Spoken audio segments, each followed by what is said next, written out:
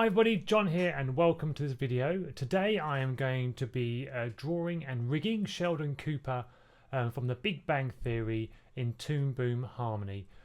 So without further ado, I will crack on, but just in case you haven't got Toon Boom and you are looking at getting it, there's a link in the description of this video where you can download a free 21-day free trial and obviously sort of have a go at creating your own Sheldon. Right, let's get going. So here is the sketch of Sheldon that I drew.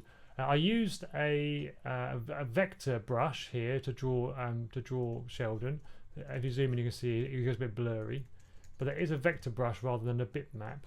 And today I'm basically going to draw around him, colour him in, cut him out, and then rig him up for you. And now I'm just going to spend some time going over my sketch and basically getting him ready to colour in. So this will take a little while.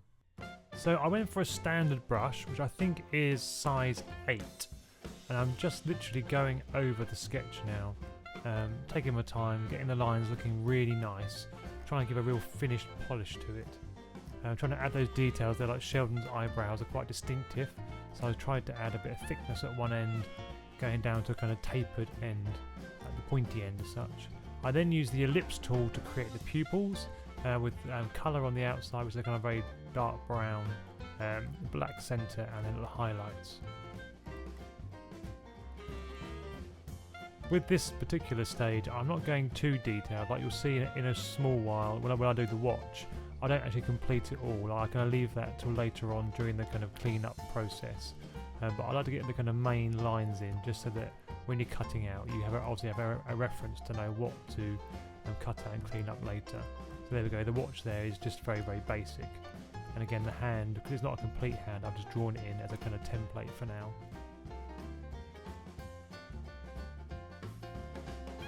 Always good to get your lines as good as possible at this stage. Right, so the drawing stage is now finished. So I've simply gone over the lines of the sketch layer on a separate layer, and he's now all filled in with a final line. And what I'm going to do now is obviously just colour him in on this one image, and then after that we'll break him up. So the next stage is colouring. So for this, just going to simply use the paint bucket, select the colour that I want over here in the palette, and then drop it into the area. Obviously, like I said, I have already created all the colours already. If you aren't sure how to colour that, you just press or make a new palette colour, click on the little plus symbol, and then double click on the colour, and you can pick whatever colour you want. This is the automatic mode. I've got mine set so it goes onto the multi-wheel color option, which you can do in the property settings, preferences, that's the word. But like I said, I've got all my colors already pre-done. This one actually is not named, so I'll just name it before I forget. Right, so I'll just crack on with the coloring now.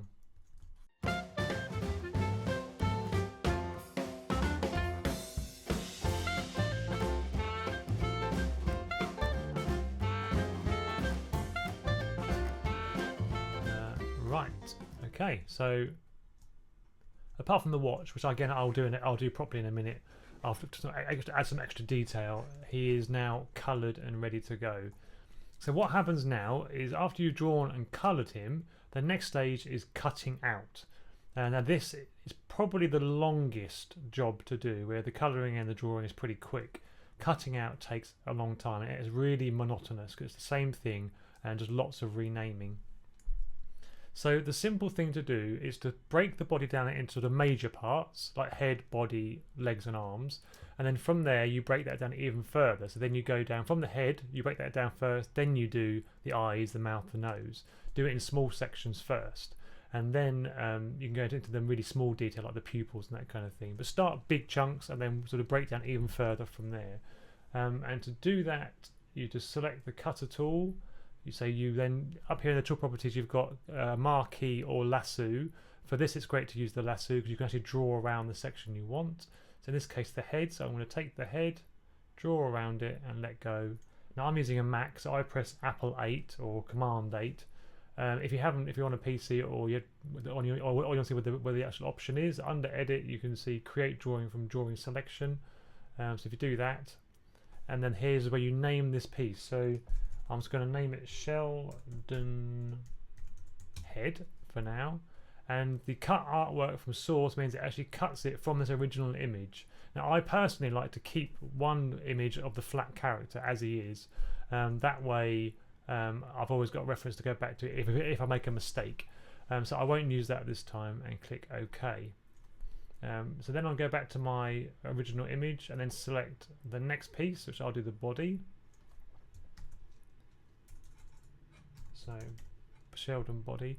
Again, if you're only using one character in your whole animation, you haven't got to put his name, but most projects have more than one character, so it's always good practice to put the name first so that you always remember, so the software doesn't get confused between the different pieces, because in Harmony you can only have one body, a layer named body, so it's always best to name them the character first so you don't get confused. So Sheldon body, and then I'm going to do the legs. So going down to my layer again, and I'll just take both legs for now, and I always name the left hand side of my screen number 1, so that'd be number 1 leg, and then I'll do the same again with that and do number 2 leg. So that's our basic chunk. So I've got the head, the body and the legs. What I'm going to do now is go back to our drawing, and now I'm going to do all the head pieces. So this is where it gets really, really dull. So as I said before, when you're doing the cutout, it's always good to cut it down as much as you can, because the more you cut down, the more you break the character down, the more flexibility you have later on. So with the eyes, I break it down into pupil, eye, eyelid and eyebrow. You could go even more detailed than that if you wanted to. You could even have the little highlights on the eye on a separate layer as well to give you more flexibility. And then also with the naming convention, I always do it the name of the character underscore the side of the body it is, so 1 or 2, 1 being the left hand side of the screen, 2 being the left, and then the part of the body. So in this case it'd be Sheldon underscore, say 1 underscore leg or lower leg or foot, whatever it might be. It's always good to get yourself into a consistent naming pattern, which helps you with your rigging. And I think that the cutout process is now finished. I think we've got all the bits on different layers we need now. If I extend my window out here, you'll see that even for this simple character, just how many layers there are for a character. And that's a reason, and that's quite a basic rig as well. So that's actually not that many, but there's still lots and lots and lots. Okay, so what I'm going to do now is I always like to just quickly order them all in the right layer in the timeline view before I go over to the node view. So I just visually I find it a bit easier and a bit quicker to do. So obviously the top of the timeline is what's closest to the camera, in a thinking sort of slightly 3D. And obviously what's at the bottom is further away. So whatever is at the top you'll see first. So the basic order I went with was the arm number 2 being at the top of the timeline, followed by the head, the neck, the body, the hips, the legs, and then arm number 1 being the furthest thing from the camera or the bottom of the timeline. That's the basic kind of setup that I went for. Right, okay, so Sheldon is now roughly in the right order. So if I switch over to my node view, what it does automatically is it puts all the images on top of each other. So to organize that, you click on the display button, go up to your sort of toolbar up here. If you haven't got it, you can right click and select node view toolbar, and then you can order them. So press these little square buttons and then just say OK, and it spans it out for you and makes it much more organizable or much more viewable. Right, so I think we are ready. So drawing done, coloring done, cutting out is done, and ordering is done. Actually, one thing I obviously need to do now is the tidying up stage. So for that, I go to the drawing window, and this obviously just shows what's on the selected layer. So I'm going to start at the top, and I'm basically going to go through now and clean up the drawings. So I'm going to use the select tool. So this is the sleeve, so I'm going to get rid of everything that is not the sleeve, like so, and then go to the next layer, which is the arm. But part of the cleaning process is making sure you have excess parts of the drawing as well. So even though the sleeve cuts in there, we want to extend this up so that it goes underneath the sleeve. So I'll turn on my little light box, And then I'm going to go in with my pencil tool, paintbrush tool,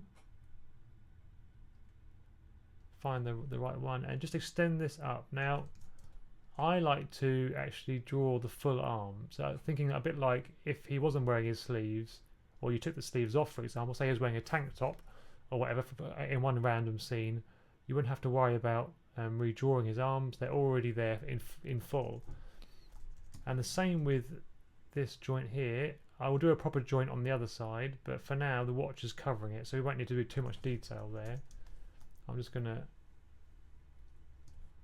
just complete that, and then I'm going to fill that back in with the skin colour.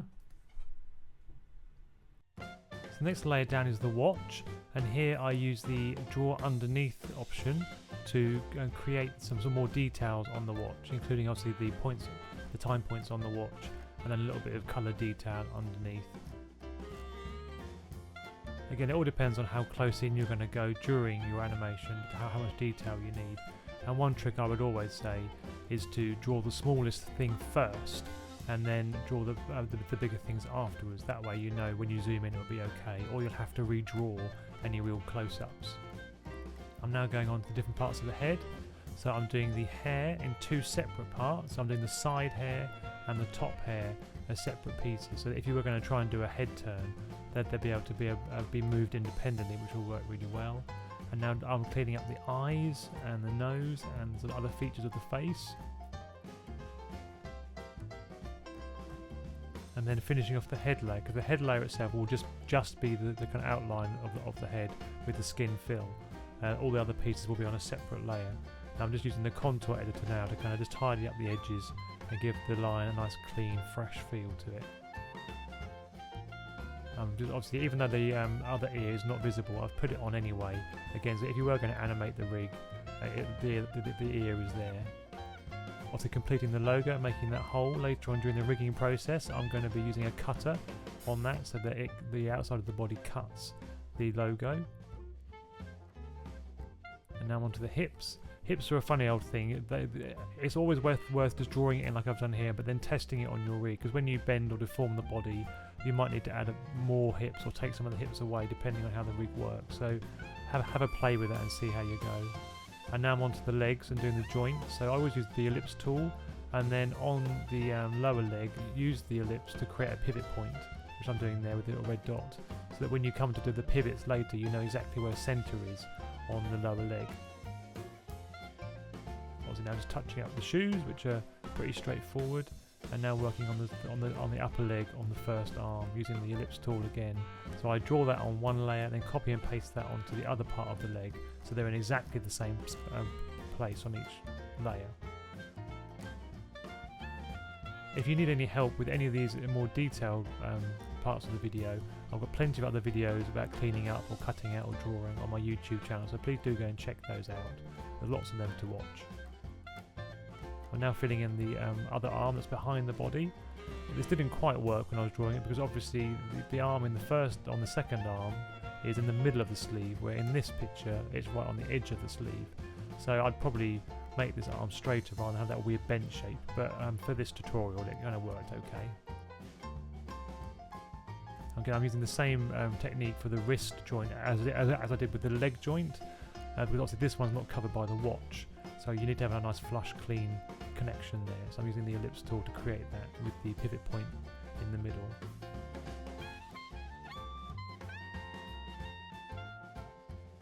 Right, so I've now drawn him, cut him out and tidied up, cleaned up the drawings.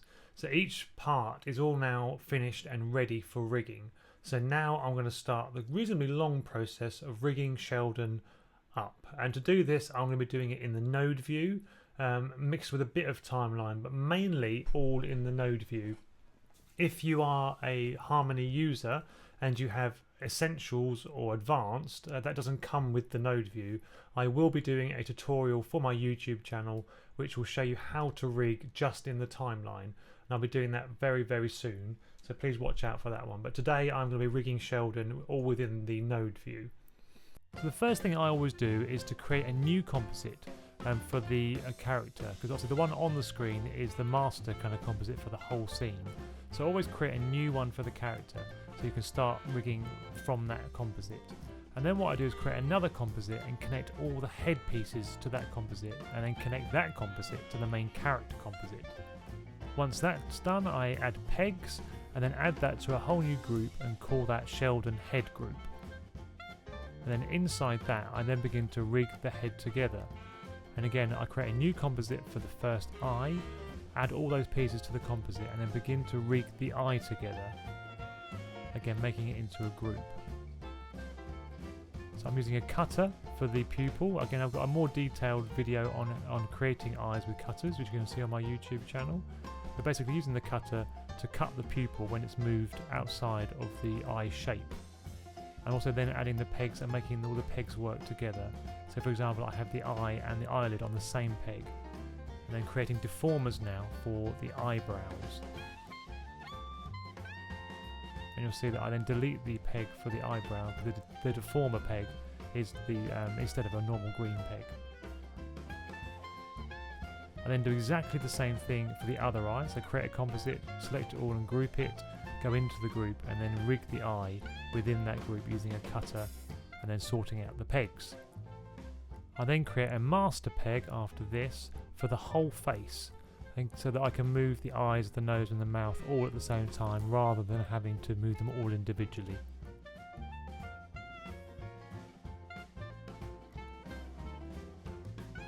So I then work on the neck, which is a basic stroke deformer, and connect that up to the head using a kinematic output node. And again I create a body deformer, or a deformer for the body, which is a bone deformer. And again connect up all the pieces like the head and the arms using a kinematic output, so that when I bend the body, the other parts follow that body but don't get deformed by it. I'm just creating a cutter there for the logo on the body, and now I'm going to start piecing together, I think it's the arms next. So obviously I have many pieces here, so I've got the sleeve, I'm putting a bone deformer on the arm, I've got the watch and then the hand. So again I'm connecting the watch and the hand using a kinematic output to the arm deformer. So I should be able to move the sleeve independently, but then also move the whole thing together, and obviously all the other pieces separately as well, giving the most flexibility during animation. And now onto the legs. So also there's three parts to the leg. There's the upper part, the lower part, and the foot. And I'm adding an auto patch node to cover up the line art on the leg. So you'll see there that the line has now disappeared with the auto patch. And I've used a second output on the multi-port out on the leg, using an auto patch as well, so that it patches over the hips.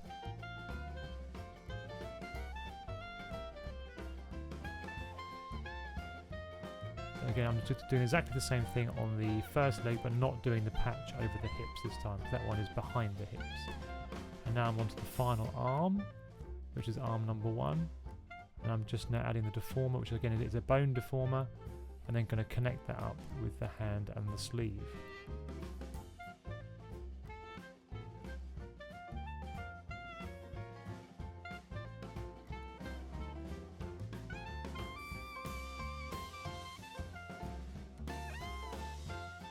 So as you can see here, as I move the character around, the pivot points are all over the place. So the final part of the rigging process is setting the pivot points.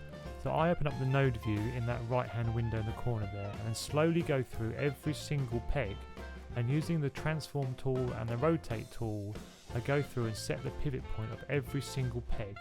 Now again, this takes a little while, but it's really important that you get this stage right, because the worst thing is when you're animating and a pivot point is all wrong halfway through the animation. So always go through and double check your pivots as well. And as you go, just kind of check with the transform tool that everything's working the way it should do. And hopefully you shouldn't have any problems with the final rig then. Here I'm using that pivot point on the legs to set the pivot point for the lower leg. And so that's really important that you make that during your tidy up or clean up stage.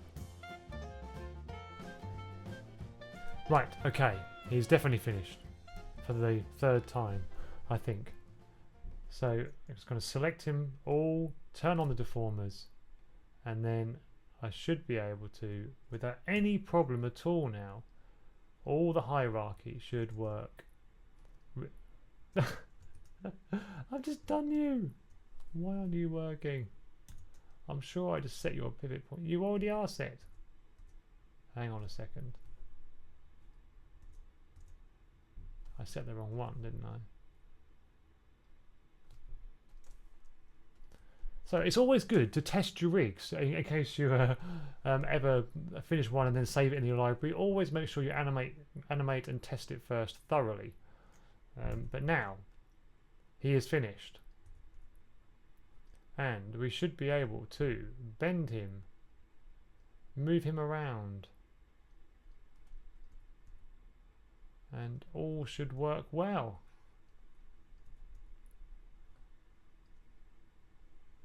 Like so. So he's finished. We've been going for about 2 hours, and I can finally say that Sheldon is rigged and finished. So thanks for watching. We're all finished here. I hope you found it helpful and interesting. Of course, if you do have any questions, then please leave them on any of the social media links above me. And of course, please do subscribe to my YouTube channel by clicking on the big red button. And if you'd like to watch one of my previous videos, you can do so by clicking on the button above my head. And I'll be back very shortly with another video. So thanks for watching, and bye for now.